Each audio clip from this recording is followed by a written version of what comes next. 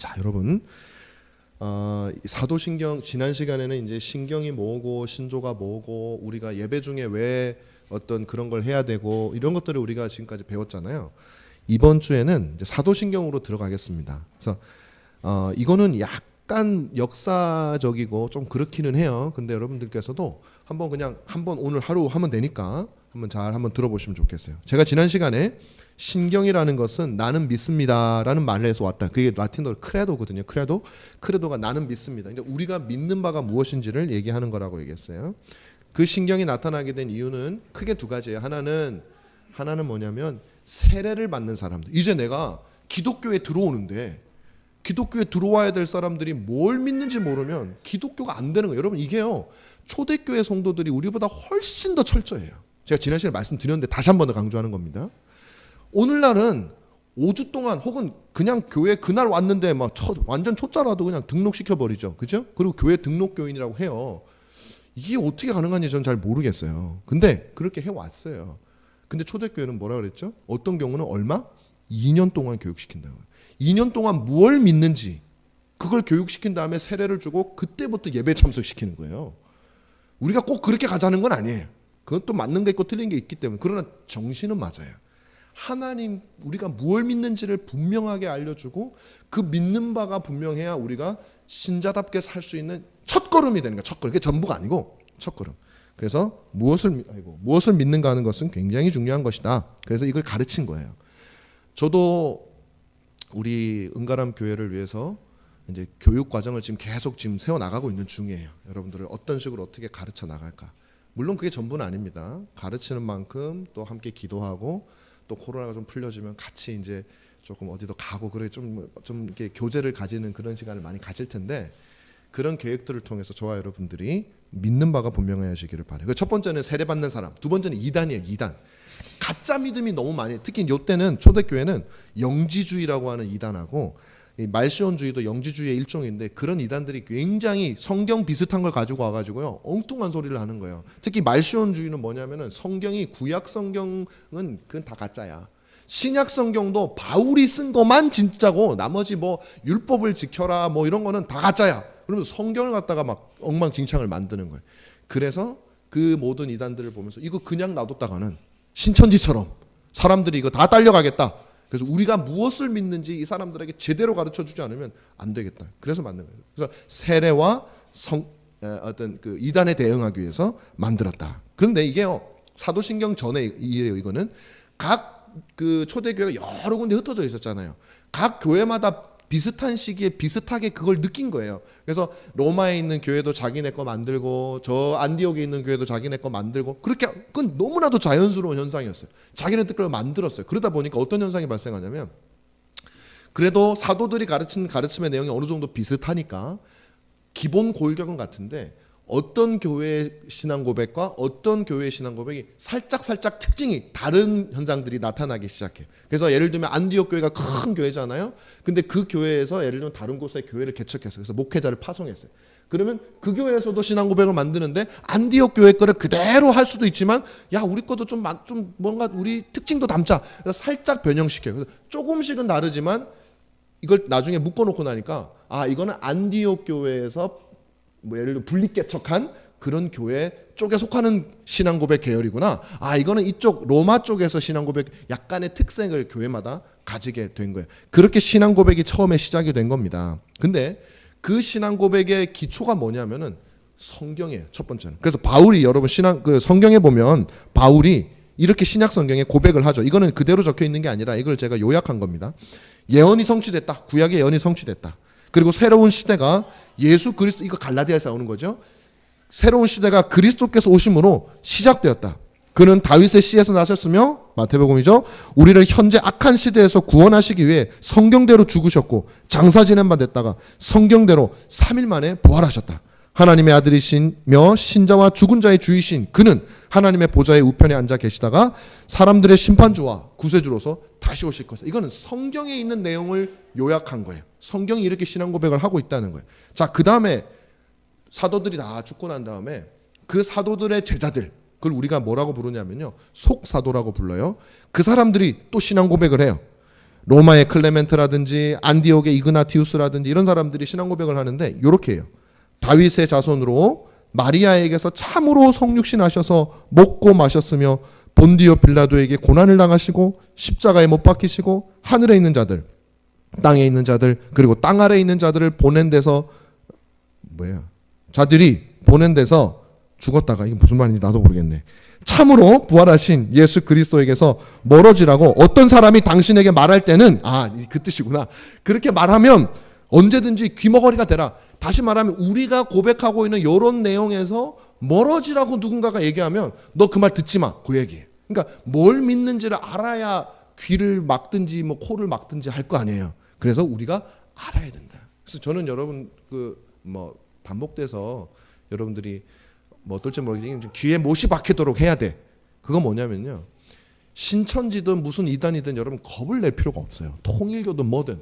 근데 우리가 그 이단들을 다 조사할 수는 없어. 그럼 우리가 뭐 해야 된다고요? 우리 것만 제대로 알면 돼요. 그러면 신천지 아웃 안 붙여놔도 진짜 걱정 없어요. 잘못된 세계관이 들어오는 거 진짜 걱정 없어요. 어릴 적부터 아이들에게 바른 신앙 교육을 시키고 바른 세계관을 가르치면요, 낙태가 합법화돼야 되고 동성애가 남자와 남자가 결혼해서 가정을 꾸려도 되고, 그게 세상은 아름답게 본다 할지라도 우리의 자녀들은 그렇게 보지 않아요. 어릴 적부터 우리 가르치니까. 근데 그걸 안 가르쳐 놓으니까 우리 아들이 어떻게 될까봐 겁이 나서 벌벌벌 떠는 거예요. 우리 교회의 자녀들이 어떻게 될까봐 벌벌 떠는 거예요. 교리적인 건 말할 것도 없고. 그래서 여러분, 우리가 자녀들에게, 아이들에게 신앙을 잘 특별히 초대교회의 신앙 고백들은 뭐냐면요, 예수 그리스도께서 육신으로 오셨다는 걸 강조하는 거예요. 여기도 계속 그 얘기 나오잖아요. 참으로 우리와 함께 먹으셨고. 왜 그래요? 영지주의자들이 예수님이 육신으로 온 걸 부인했거든요. 우린 여러분들 아마 처음에 저한테 교회사 배우면서 영지주의 다 배우셨기 때문에 여러분 이걸 다 속속들이 기억하고 계시리라고 저는 믿질 않습니다. 왜냐하면 다 까먹으셨을 테니까. 그래서 제가 다시 간단하게 설명을 드리면, 영지주의자는 뭐냐면 예수님이 육신으로 오셔가지고 육신으로 죽으셨다는 걸 부인해. 왜? 육신은 악하거든요, 그 사람들한테는. 그래서 그 사람들한테는 예수님은 영이기만 해야 돼. 그럼 십자가에서 죽으신 분은 뭐야? 그건 육신으로 보인 거예요. 그렇게 보인 거예요. 마술사가 사람의 몸을 두동강 낸 것처럼 보이는 것처럼, 실제로는 두동강 안 났지만. 그래서요, 이런 교묘한 이단들이 얼마나 많은지 몰라요. 이게 영지주의자뿐만 아니라 지금은 더 교묘하잖아요. 여러분 구원파 구분하실 수 있으세요? 구원파가 와가지고 무슨 뭐라고 얘기하면 여러분들 구원파가 뭐가 잘못돼서, 야, 안 돼. 설명 못해요. 왜 그런 줄 아세요? 구원파의 목사들이 잔뜩 가 있어요, 지금 거기. 기존 교회 목사님들이 구원파에 넘어간 사람들이 부지기수예요. 그런 분들이 가르치는 성도들은 안 넘어가면 그게 신기하죠. 그래서 지금도 우리가 바른 신앙 구분하기 위해서는요, 이런 신앙 고백들을 해야 되는 거예요. 자, 그 다음에 이 속사도 교부들은 예수 그리스도의 제자들, 그리고 그 사도들의 제자들이고, 그 다음 세대를 잇는 그 교부들이 누구냐면 변증가들이라. 그때 막 로마가 핍박하고 막 사람들이 교회를 갖다가 막 나쁘게 보고, 우리 지금처럼 막 교회는 그냥 코로나19의 온상이고 막 이렇게 하는 거 억울해 죽겠어요. 나 그거 얘기 들을 때마다 막 소리치고 싶은데 소리치면 더 뭐라 그래가지고 소리를 못 치겠어. 왜? 교회만큼 철저한 데가 어디 있습니까? 어느 단체가 지금 저기 얼마 전 몇 달 됐지만 절에서 어느 종교를 비하는 게 아니라요. 절에서 스님들이 어떤 법회를 하는데 진짜 마스크 아무도 안 끼고 전부 다 쫙 앉아가지고 그렇게 빽빽하게 앉아서 하더라고요. 그래서 정치인들이 그 같이 가서 있는 거 봤어요. 그런데 교회가 온상이 돼버렸어요. 찍혔어요. 그럼 어떻게 해야 되겠습니까, 여러분? 변호해야죠. 우리가 그렇지 않다. 우리의 믿는 것은 그런 것이 아니다. 그래서 변증가들이 그걸 많이 한 거예요. 초대교회에 그냥 예수님 믿는 사람들에 대해서 온갖 오해가 많으니까 그걸 변증하는 사람들. 그 사람들로 인해서 기독교가 그래도 지켜질 수 있었던 거예요. 그 사람 중에 저스틴 마트라고 하는 사람은 뭐라고 신앙 고백을 하냐면, 우리는 태초부터 보이는 것이나 보이지 않는 모든 만물의 창조자이시며 조물주이신 한 분 그리스도인의 하나님을 예배한다. 한 분이에요. 무슨 그리스의 신, 로마의 신 아니다. 오직 한 분만 계신다. 그리고 우리는 또한 예언자들에 의해서 성육신하셔서 육체를 입고 오셔서 구원을 알리시고 선한 스승이라고 앞서 선포된, 구약에 이미 예언된 그분이 오신 거지, 얼토당토하게 갑자기 능력을 베풀었다고 나는 하나님이 되는 게 아니다. 구약에서 예언한 그분이 그대로 오신 분이시다. 그 얘기를 하는 거예요. 하나님의 종 구주 예수 그리스도를 예배한다. 그러니까 예수 그리스도를 예배한다는 말은 뭐냐면요, 그분이 하나님이라는 얘기예요. 그러니까 요 내용들이 우리도 지금 이건 아주 기독교의 초창기에 믿었던 내용인데 우리가 이거에 대해서 잘 모르는 경우가 있다면 이게 얼마나 기가 막힌 일입니까? 다른 것들을 뭐 알고 교회에서 뭐 뭘 하면 어떻게 해야 되고 식당 봉사는 어떻게 해야 되고 뭐 이런 것들 잔뜩 알면 뭐예요? 이걸 모르는데 성육신을 왜 했어야 되는지를 몰라. 그래서 누가 성육신 안 했다 그래도 그건 아닌 것 같은데 뭐 그런가 보다. 세상에 기독교 자체를 부인하는데 우리는 그런가 보다 하고 넘어가요. 모르니까. 자, 그 다음에 여러분 우리들은 그렇게 하지 말자 이거죠. 에베소의 장로들 우리는 또한 진실로 한 분 하나님을 알며 그가 고통을 받으시고 죽으셨으며 3일 만에 부활하셔서 하나님 우편에 앉아 계시다가 산자와 죽은 자를 심판하러 오실 예수 그리스도를 안다. 그리고 우리는 이것이 우리에게 전해진 것임을 공언한다. 이런 식으로 고백을 한 거예요. 자, 시간이 없으니까 빨리 갈게요. 그랬더니 이런 2세기의 이런 변증가들의 이런 신앙 고백들, 변증을 해야 되니까 그런 것들을 이어받은 그 다음 세대의 교부가 누구냐면 우리가 3세기 교부들인데 그 교부가 누구? 이레니우스라는 사람하고 터툴리안이라는 사람 여러분 배웠어요 저하고 같이. 근데 기억은 안 나시겠지만 내가 너무 무시하나? 죄송합니다. 다들 그냥 맨날 저한테 그냥 기억이 안 나요. 일로 들어오면 일로 빠져나가요. 그러니까 제가 자꾸 그렇게 되는 거예요, 여러분. 기억나시죠? 자, 이레니우스라고 하는 교부가 신앙률, 영어로 rule of faith예요. 우리가 믿는 믿음의 법칙이라고 하는 이름으로 신앙 고백 비슷한 걸 만들었어요. 이제 3세기 가니까 이게 나오기 시작하는 거예요. 3세기면은 200년부터죠. 200년. 그러니까 예수님이 부활하시고 한 150년 후 정도부터 이런 고백들이 교부들에 의해서 하나씩 만들어지기 시작하는 거예요. 리옹, 프랑스 리옹에서 이레니우스가 만들고 터툴리안이 카르타고에서 만들고 이런 식으로 해가지고 곧 넘기면 또 나와요. 이레니우스하고 터툴리안 신앙률 또 나오죠. 그러니까 룰 오브 페이스라는 이름으로 각 교회가 있는 곳마다 성도들에게 교육을 하기 시작한 거예요. 이게 우리 신앙의 룰이다. 룰, 법칙이다. 이걸 알아야 된다. 그렇게 가르친 거예요. 그래서 여기 터툴리안의 신앙률을 보면 어떻게 되어 있습니까? 우리는 이 경륜에 근거하여 유일하신 하나님을 믿사오며 그 유일하신 하나님은 자신으로부터 나오신 한 아들 즉 그의 말씀을 가지시며 만물이 그로 말미암아 지은 바 되었으며 그가 없이는 아무것도 지은 것이 없음을 믿사오며 이 아들은 아버지로부터 보냄을 받아 동정녀에게서 사람과 하나님 곧 인자와 하나님의 아들로 탄생하신 예수 그리스도라는 것을 우리가 믿으며 그는 십자가에 고난받으시고 죽으셨으며 성경대로 장사 지냈다가 아버지에 의해 죽음에서 부활하여 하늘에 오르사 하나님 아버지의 우편에 앉아 계시다 산자와 죽은 자를 심판하러 오실 것을 믿사오며 그러므로 그의 약속에 따라 성부 하나님으로부터 성부 성자 성령을 믿는 이들의 신앙을 거룩하게 하시는 보혜사 성령이 나오심을 믿습니다. 그러니까 성부, 성자, 성령 삼위일체에 대한 신앙 고백이 2세기 말 3세기부터 딱 등장해가지고 우리 신앙이 도대체 무엇인가 하는 것을 확실하게 보여주기 시작하는 거예요. 자, 그래서 터툴리안의 신앙률을 보면 사도신경하고 상당히 유사하죠. 왜냐하면 사도신경이 이런 기초에서 생겨났다고 제가 말씀을 드리는 거예요. 사도신경이 어느 날 갑자기 누가 만든 게 아니에요. 자, 넘어갈게요. 사도신경의 유래로 갑니다. 전설에 의하면 사도들이 전도 여행을 떠나기 전에 한데 모여가지고 자, 우리가 뭐 믿는지 한번 얘기해보자. 베드로, 전능하사 천지를 만드신 오케이 안드레, 그 다음 뭐죠? 그 외아들 우리 주 예수 그리스도, 그 다음에 누구? 이는 성령으로. 그래서 12명의 제자들이 한 문장씩 이렇게 하고 나서 딱 합치니까 와, 이거 완벽한 신앙 고백이 됐네. 그러니까 얼마나 멋있어요. 이거는 사도들이라고 하는 특별한 신분도 있는 데다가 그들이 그냥 아무렇게나 내뱉었는데 딱 모아놓고 나니까 완벽한 신앙 고백이 됐다. 그래서 우리는 이 사도신경이 너무너무 중요하다라고 얘기를 하지만 그건 다 뭐라고요? 거짓이다. 거의 99.9% 거짓이다. 왜냐하면 다른 자료들을 보면 그렇게 된 건 아니에요. 옛날에는 그런 게 참 많잖아요. 전설. 그렇게 만들어놔야 이 사도신경이 굉장히 위대해가지고 사람들이 그냥 신주 모시듯 떠받들거든요. 여러분 사도신경을 떠받들면 그게 신주가 되는 거예요. 하나님 말씀 진리를 떠받아야지 사도신경은 말씀이 아니에요. 그러나 그 말씀을 잘 요약해 놓은 것이죠. 자, 그래서 여러분 뭐든지 하나님 말씀 아닌 것을 뭐 하나님 말씀하고 똑같다 하면 안 됩니다. 그건 우리 은가람교회 철칙이에요. 철칙.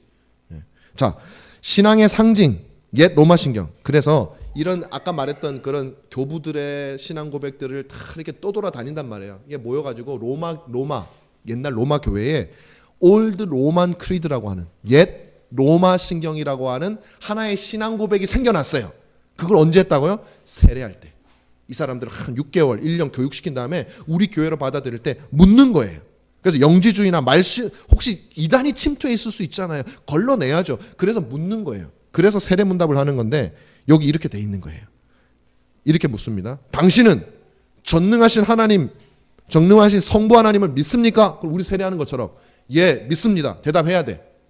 두 번째, 당신은 성령으로 잉태하사 동정녀 마리아에게 나시고 본디오 빌라도에게 고난을 받으사 죽으시고 죽은 자 가운데서 3일 만에 부활하셔서 하늘에 오르사 아버지 우편에 앉아 계시며 산자와 죽은 자를 심판하러 오실 하나님의 아들 예수 그리스도를 믿습니까?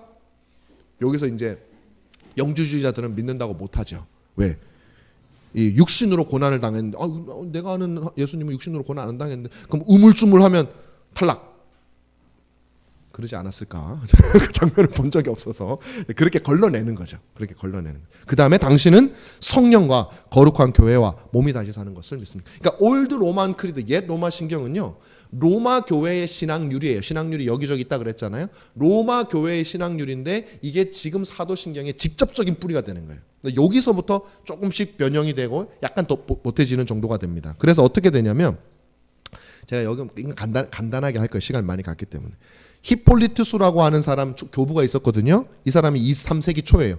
그 사람이 쓴 사도적 전통의 문답식 신경이라고 하는 책에 보면 로마 교회에서 이런 거를 했었어요 하고 글을 써놨는데 보니까 이 로마 신경을 써놓은 거예요. 그래서 우리가 아는 거죠. 이런 것들을 했었구나 로마 교회에서는. 그 다음에 마르셀루스라고 하는 사람이 한 100년 후에 4세기에 로마 교회에서는 이렇게 신앙 고백을 합니다 하고 써놨는데 보니까 지금 밑에 써놨죠. 나는 전능하신 하나님 아버지를 믿사오며 그 외아들 우리 주 예수 그리스도를 믿사오니 이는 성령으로 잉태하서 거의 비슷해요. 동정녀 마리아에게 나시고 본디오 빌라도로 말미암아 십자가에 못 박히시고 장사 지냄 받으셨다가 3일 만에 죽은 자 가운데서 거의 비슷하죠. 이렇게 기록이 돼 있는 거예요. 그게 끝이 아니에요. 4세기로 가니까 루피누스라고 하는 사람이 어떤 책을 썼는데 그 책 안에도 로마 교회에서 이렇게 신앙 고백을 합니다라고 써놨는데 보니까 이건 좀 오히려 달라. 보세요. 나는 전능하시며 보이지 않고 이거 우리 사도신경에는 없죠. 근데 이 사람은 그렇게 써놨어요. 비피동적인 이것까지 설명하면 너무 길어지기 때문에 넘어갈 거예요. 이게 되게 재밌는 거예요. 사실은 다음에 제가 설명드릴게요. 하나님 아버지를 믿사오며 그 외에도 우리 주역은 비슷해요. 이렇게 약간의 차이가 나지만 그런 기록들이 남아 있어서 우리는 뭘 추측할 수 있냐면 3세기에는 로마 사람들이 로마 교회에서는 이렇게 신앙 고백을 했구나. 4세기에는 이렇게 신앙 고백을 했구나.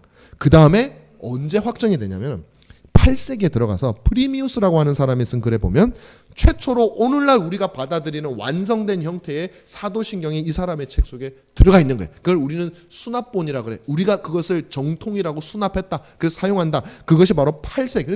그러니까 사도신경이 교회의 신앙 고백으로 온전히 확정이 된 거는 8세기예요. 그 전까지는 계속 발전되고 이렇게 되어진 것이죠. 그래서 로마 신경을 뿌리로 해가지고 로마 교회에서 신앙 고백을 했던 것이 바로 사도신경이 된 거예요. 그리고 그렇기 때문에 서방교회, 로마를 중심으로 한 모든 서방교회가 다른 니케아 신경이라든지 이런 것들은 동서방교회가 다 받아들인다고 했잖아요. 근데 이 사도신경은 이 서방교회만 받아들이는 거예요. 왜? 로마 교회의 신경이거든요. 그러니까 다른 교회는 안 받아. 동방교회는 안 받아들여. 야, 너네 교회에서 하던 거 왜 나한테 우리 보고 받아들이라 그래? 그래서 이 사람들은요, 동방교회, 그리스 정교회라든지 러시아 정교회라든지 이런 정교회들은 안 받아들여. 사도신. 그게 꼭 틀렸다라기보다는 너희 거야, 너희 거. 내가 자존심이 있지. 콘스탄티노플의 대주교인데 우리가 니네 걸 왜 받아들이냐?